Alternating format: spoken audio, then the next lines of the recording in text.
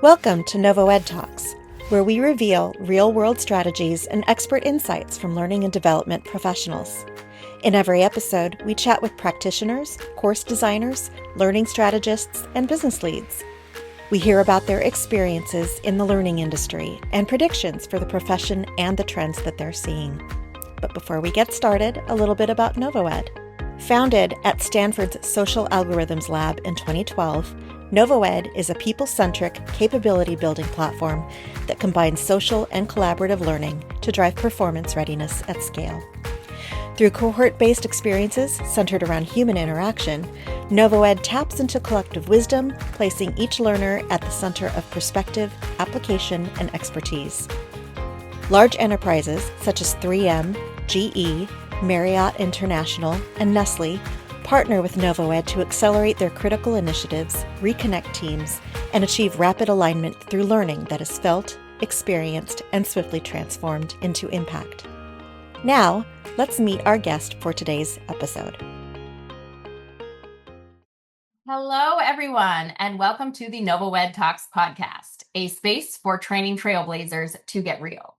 My name is Melissa Fisk. I'm the producer of the NovoEDTalks podcast, and today I am joined by Jell, who is the Director of Organizational Development at Dole Packaged Foods. With more than 30 years of experience across Dole, Monster Energy, Nestle, and the Coca-Cola Company, John has led talent development, talent management, employee engagement, and frontline leadership initiatives at scale. He currently serves in Dole's inaugural capability building role, following global learning and talent leadership at Monster Energy and major organizational development work for Nestle and Coca-Cola.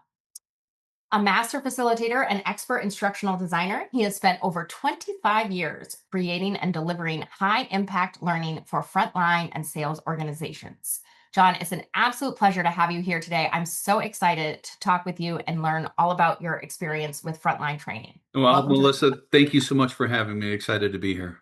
Awesome. Well, why don't you start by just talking a little bit more about yourself, your role now with Dole, and the company. Well, you kind of covered some of it in the introduction, but I work for Dole Packaged Foods. So if you walk into a grocery store and you see the pineapple juice in the cans, the mangoes or the mandarins in the cans, the peach cups, the frozen fruit in the smoothie pouches to make smoothies when you get home, that's what we do, right? Our company is all about providing accessible nutrition through fruit to people around the world.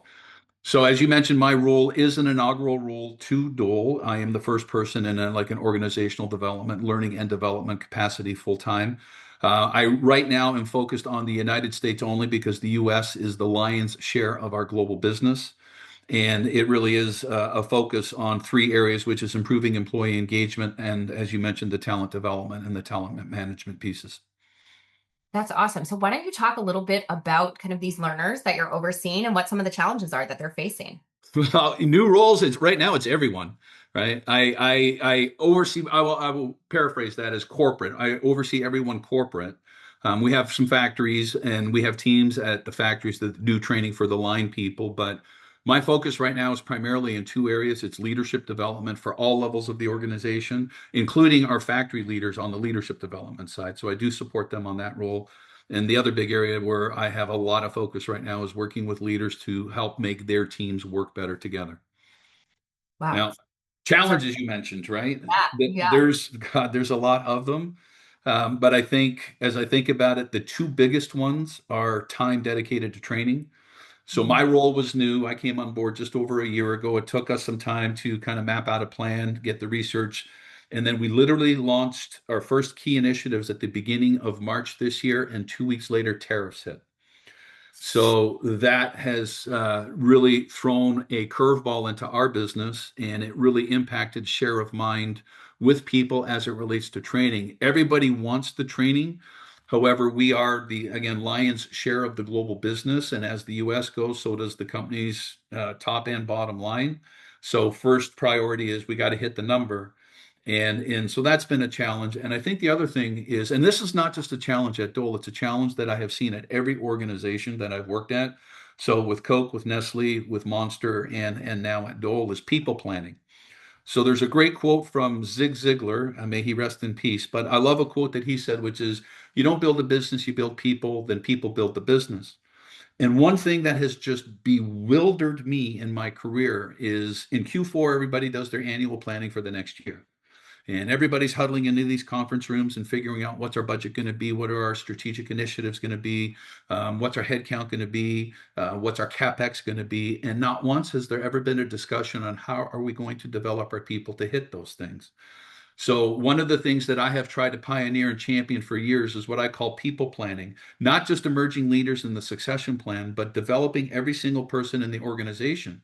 And so people planning and getting that integrated into the Q4 planning cycle, simple little thing like everybody on the Excel spreadsheet, just put the top two things each direct report needs to become better at, and then email it to HR, we'll consolidate it. Then we can build customized program and cohorts to develop the people versus what historically happens is you got to wait till performance review season is over. If you're lucky, 50% of people did performance reviews, less of them put developmental objectives, and then by the time HR can consolidate the data and build a plan, you're already 5 months into the year. It just Yeah. makes me I shake my head at it. So we're trying to fix that now with Dole, and we're working on that process right now.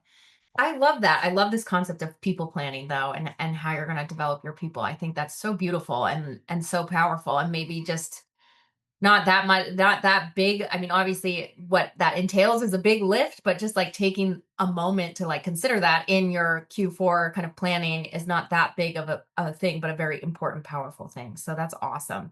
Yeah. Why don't you talk a little bit more to some of the bigger workforce development challenges kind of facing you and Dole and how you're approaching them? I guess there's two areas that really kind of resonate with me on terms of the biggest challenges. I think right now, and it's not unique to Dole, when I talk to my colleagues at L&D conferences, career pathways and career training for people is a huge priority. Younger generation, wants to see how am I going to grow and progress within the organization. So one of the things that we have tried to do here at Dole, when I first started, within a month, we launched an employee engagement survey. And we asked a whole bunch of different questions. And the cool thing is, and it's funny, when I talked to one of my peers, she didn't do a wow, she did a double wow. She went, wow, wow, because we got a 96% response rate from the organization, which is unheard of when it comes to engagement surveys. And that told us very loud and clear that people wanted their voices heard. And one of the big statistics I saw on that matched what came out of our exit interviews and exit surveys of people who voluntarily left us. Because when I looked at that data, it was almost identical. It was somewhere around 40% of our people that are here and who left us were frustrated with career development. So right now we're working on strengthening our talent management system and our succession planning, but also the people planning. So, historically, a lot of times it's the top and the people on the succession plan, the high potentials that get the development, and then everybody else is kind of cast aside. Well, we're taking the approach that we want to develop everybody, but we also want to make sure that there's select and more like advanced training for those that might take on future leadership roles within the company. And we're also working on training on what does it take to get promoted? Like what experience? Just because you've been here 10 years there's no seniority in promotions, it's on performance. And so what are all the criteria and how do all of those criteria combine? And then how can you take ownership of your career to help you get to where you want to go? And then I think the second biggest challenge is, and I mentioned this just a minute ago, is leadership development, because it's always been for the top. And when we did the engagement survey, and I did it at Monster Energy too, number one request from people across the organization, and in particularly leaders, was leadership development, and it was heavily skewed to the front line. They were like screaming for it because the top got it, but the bottom didn't. So we've got our eye on that too.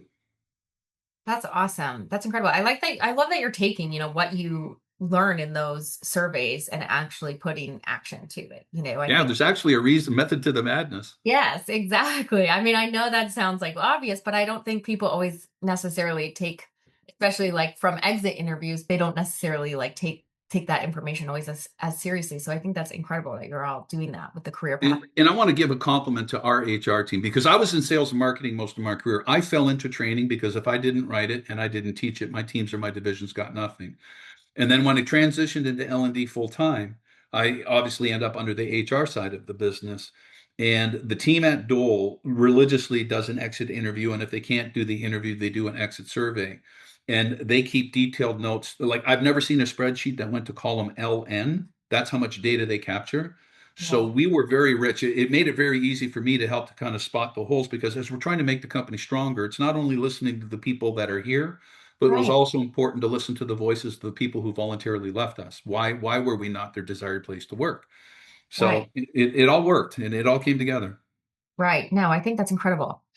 John, you've worked across major CPG organizations, Coca-Cola, Monster Energy, Dole now, starting in sales and marketing, like you mentioned, but then moving fully into L&D. What kind of inspired that? I just want to ask Ooh. that as we were talking about it. Look at the hair on my arm is standing up. On it, well, there's two people in one thing, and I'll start with the one thing. And I call it shining eyes. So anybody who's ever facilitated, you get up in front of a group and you can literally see the moment when a thought connects with somebody. Maybe it's something they didn't understand before, but now they have that aha, I get it moment. And the analogy I would use is like you're the energy in the wall and they're the plug for the lamp and it plugs and you literally see their face light up, their eyes light up, and that's an adrenaline rush I will never get tired of. But when I first started training a few years ago, I would make a note of the names of the people that had the shining eyes moments. And then I would ask for, and back then I was in sales, I would ask for volume reports. What are their trends since they took the training? And in the past, they might have been like this. And then after the training, they went to this. And I was a part of that, right? And now I can only teach it, but they had to apply it. But for me, it is I feed off of that every day. Like every chance I get a chance to get in front of the group to help maybe create another moment like that for somebody, it is just near and dear to my heart. But it was a big transition and a big decision to make. But there's two people that I want to acknowledge right now. I'm not going to say the last name of the one, but I'll mention his first name is Tim, and he is known best. Do you remember Folgers, the Folgers Oh, commercial? The best part of waking up is Folgers in your cup. yes, my So dad drank it back, but famously. he's the guy who worked for Procter and Gamble who came up with that brilliant campaign that Oh, is so good it's still being used, yeah, decades later. They've never changed it. yeah. So fast forward a few years, I'm with Nestle. He was a customer of ours. We were delivering a custom SKU for his company to his warehouse, and on the day the first truckload arrived, I took him out for dinner. And in the middle of dinner, he looked at me and he goes, John, can I ask you a question? I said, sure, Tim. He goes, what are you doing at Nestle? And it really threw me off. And I'm like, what do you mean? He goes, it just seems like you're wasting your time and your talent there. And then we left it because I just didn't know how to address it. And then a few months later, I was back in Cincinnati and we had decided to get together for lunch. And as he was walking up to the restaurant, he was limping. And I said, oh, what happened? He said, I just got a bone. I said, he goes, I just had a bone marrow tap. And I said, for what? He said, I just got diagnosed with cancer 4 days ago. And they had to do a bone marrow tap to see if it had spread. And they have to figure out my treatment. And at the end of that lunch, I said, hey, Tim, is there anything I can do for you? He said, yeah, John, there is. He said, go put some more good into the world. The world needs it. You got it in you to do it. Nothing would make me happier. And I'm going to choke up a little bit here, but the day after I got home, I had this, I'm going to cover his name up, but I had this engraved on a plaque. And a picture of this is on my laptop at work and the one I do training on, because this is the last thing I see before I train people every day. So that inspired me the passion. And then an opportunity came up with Nestle where I got a call. We had done some really good things in North America to turn the business and implement some disciplines. Got a call from our global head of HR to head up global training for our $6 billion global business unit. And the day before I got the offer, they put it on freeze. Because what I did not know is a new CEO came in 3 weeks later who then decided to blow up our business unit. So they rolled it back into the markets as opposed to a global unit. And my heart just sunk. And then my wife looked at me and she was the other catalyst because she goes, I don't know anybody else who has two briefcases full of notes wanting to write practical training for people. She goes, but you can't call it swimming if all you do is dip your toes in the pool. You need to jump in the pool. And if you want to make the jump, I'll jump with you. So it took us about a year to get some things in place. And then I was able to make the break from Nestle. We started our own consulting company. I wrote all the training from the briefcases. It was good that companies liked it. One in particular was Monster Energy, where it got to the point that I was at their headquarters doing a program almost every week. And they just looked at me and said, hey, why don't you just come work for us? And it worked out really good because we had a family issue that my wife needed to pay attention to and went to Monster. And then they created a role for me to build out global learning and development on the HR side. So kind of long way to answer, but Yeah. It's been a heck of a journey. No, that's such a beautiful story, John. Thank you for sharing. And I think it's also very inspiring. And, there's a lot of like commonality, I think, with L&D folks and HR folks where, oftentimes they don't start out in those roles, but they're so passionate about helping people that they end up in these departments and in these roles. And I think that's just so beautiful. And it's really amazing to hear that. But you touch on something I want to reiterate, because when I talk and I go to conferences with my peers, I've lost count of how many people's journeys mirror mine, where they started doing it part time. They don't do it for the money. I'll tell you right now, because if you'd have stayed in sales and marketing and stock options and L tips and all the other stuff, you could be making a lot more. But there's this gravitational force about helping others become more successful and helping teams become more successful faster that just pulls everybody in. And I'm so honored to be a part of it and to call myself an L&D professional now. It's a great community. I mean, great point you made.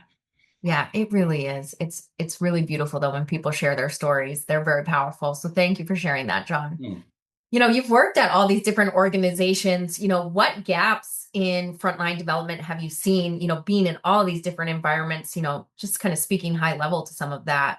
What have you seen that's kind of across the board? Across the board is frontline development is almost non-existent in most organizations. Being honest, nothing. Like I remember when I was in sales, we had a sales training program because they wanted us to follow a new process. But every organization I've walked into, it's, there's always something for the top, but historically there's nothing for the bottom. It's basically this sink or swim approach. So, you're onboarded on your first day, you finish your HR paperwork, you get your laptop, you might do a team lunch, and at 1 o'clock in the afternoon, you're sitting at the desk figuring out your job.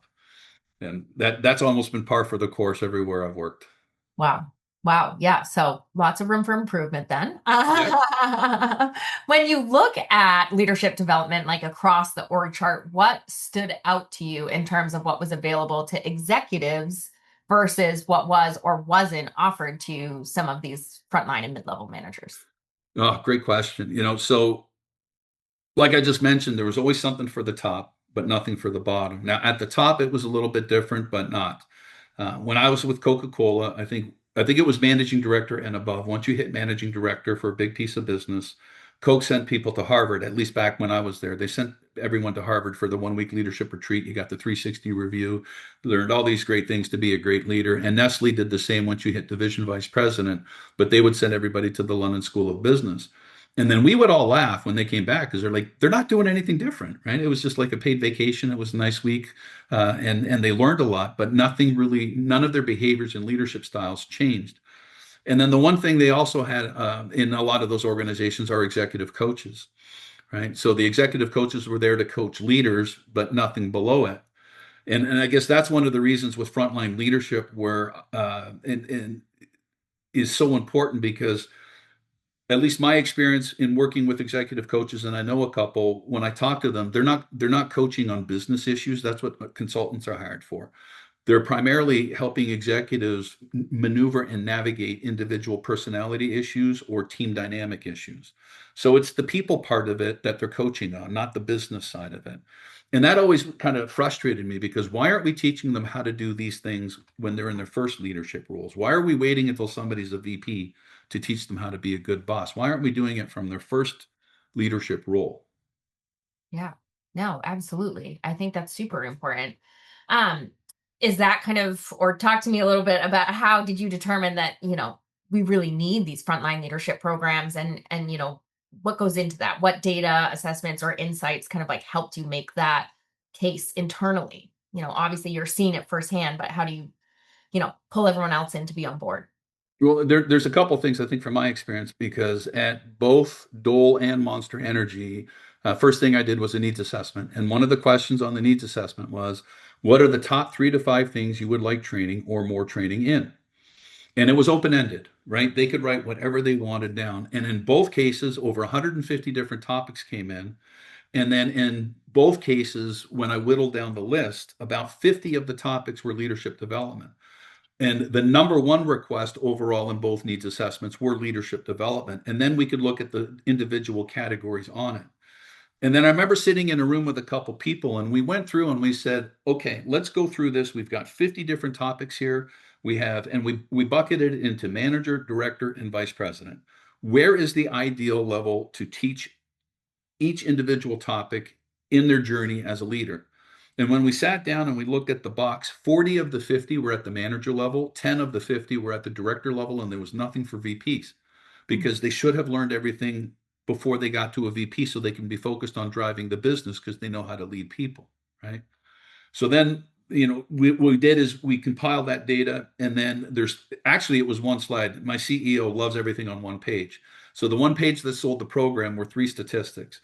So there was a statistic that I heard, but then I finally saw it in print. Korn Ferry published a report this past August on frontline leadership development where they said 80% of an organization's efforts are managed by frontline leaders.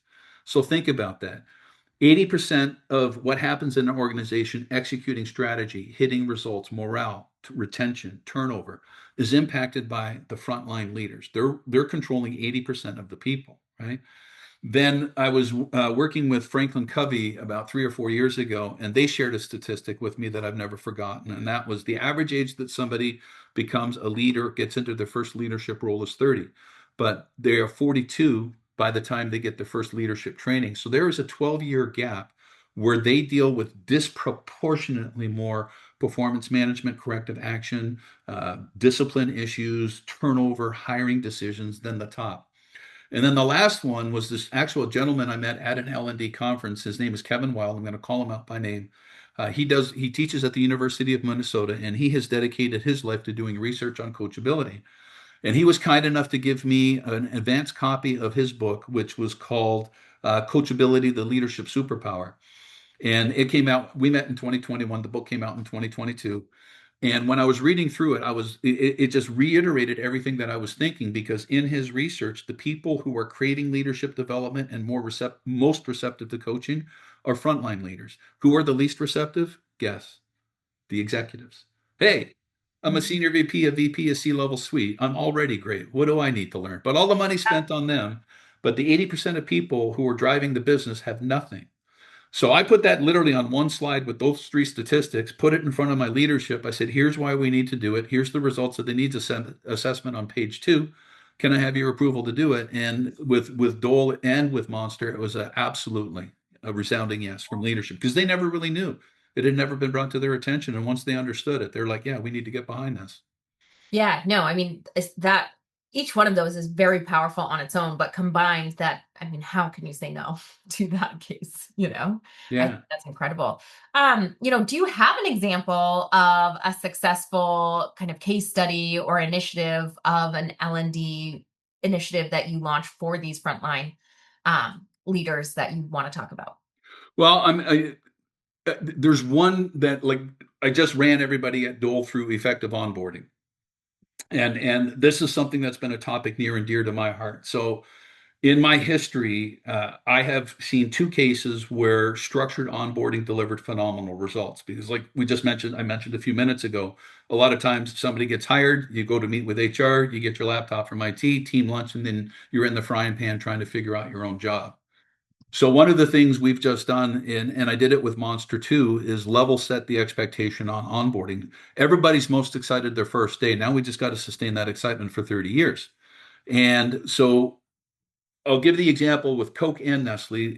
With Nestle, we had changed how we interviewed, and then we changed how we onboarded. And we went from an experience-based hiring focus to a skills-based, because if you can sell, you should be able to sell anything. The disciplines are the same. We just need to teach you to sell our stuff. So we came up with an 8-week onboarding program, and this was just for individual hires as they came on board. But they were paired up with a peer mentor. And what a peer mentor was is somebody that we had our eye on the succession plan, that we thought had potential to be a future leader, but we could kind of kick the tires to onboard somebody. And our charge and challenge to the peer mentor was, you've got 90 days to get this new person to 90% of your production.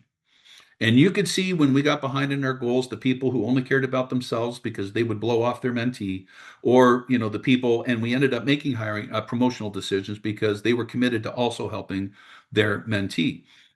And then when I was at Coca-Cola, when I took over working with the Southern California bottler, we had 2 sales reps in my area of the business which 2 years later we had almost 170. So we were hiring cohorts of like 15 people, 20 people at a time. We put them through a structured onboarding program, and it was 4 weeks. So they were in class for a day, then in the market for a day, and they could see, touch, feel what they learned the day before. And then we closed with a really high impact 2.5 day sales training program. So then fast forward, what were the results? Well, at Nestle, 1 year later, 70%, seven of our top 10 performers were people that we had onboarded that were new hires, and they were performing at double in three key KPIs than our veterans. So it said, wow, this structured onboarding works. We had people coming up and thanking us, going, no company has ever made a commitment to my success like you just did. At Coca-Cola, the division that invested in their people grew at, and it's the only time I've seen this in my career, over 40% 3 years in a row. They led North American growth, and they also became a global best practice because the head of HR for the Southern California bottler got a call from corporate HR going, guess what? You have a 92% retention rate, not after 1 year, but after 2 years, which was unheard of, right? Wow. So the structured onboarding really is something we try to teach all leaders, set them up for success. I've seen situations where, a new hire starts on a Monday, but it's a remote work day and the boss doesn't show up. I've just so many horror stories, and I've lived it too, where like, here's your desk, here's your phone, good luck. We'll see you at your Yeah. review. Yeah. Yeah, no, absolutely. So, you obviously talked a lot about their, structured onboarding, but how did you decide like what other skills, topics, and kind of learning experiences were essential kind of for frontline leaders? Well, I go back to the needs assessment, so give the people what they want. Old Kink song, but give the people what they want. So we went back to the needs assessment. But one of the things we also learned in the needs assessment, when I started facilitating, it was 8 hour days.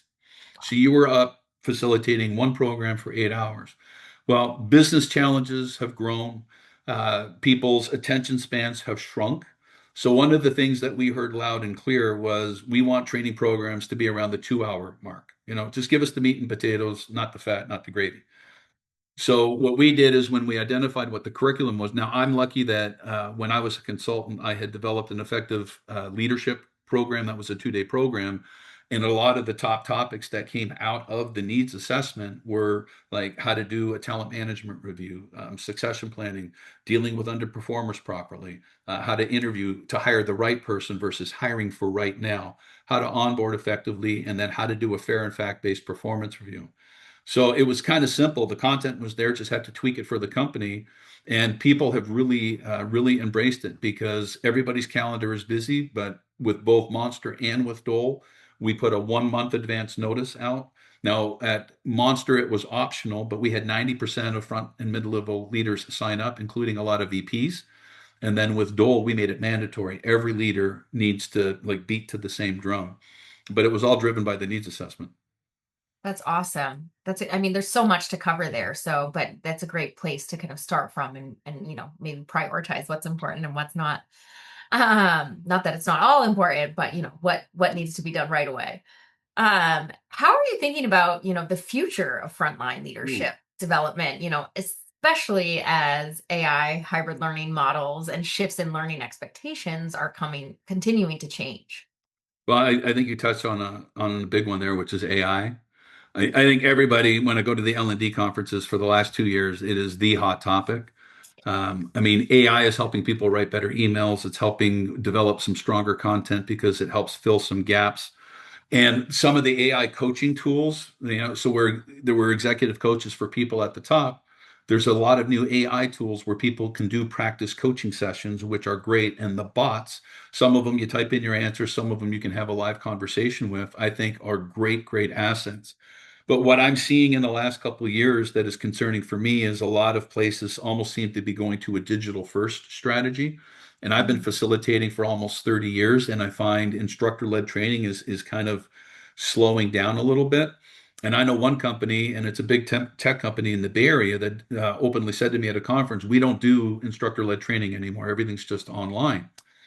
And my question to them was, well, then, let's think about COVID, right? Why did we want everybody to come back from home offices to the office 3 to 5 days a week? It was for that human interaction, to have that collaborative discussion that was missing when you were in your home office. So why would we want to push everybody to doing some online video and talking to a bot instead of getting people into a room? So I think there's a place for both. But the biggest challenge I see is making sure what is that right blend between instructor-led live discussion, where every organization has a brain trust of knowledge that it can tap into. And a lot of the answers on what needs to happen in the business can be answered by the people at the bottom for the people at the top. So you can't get rid of that. But there's also some efficiency that comes with the online and the AI part. So I think AI coaching is something that I'm really big on. I would love to get more of that.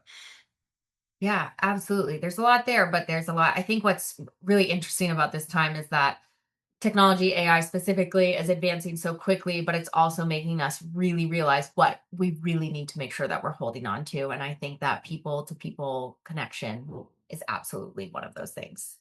Yeah.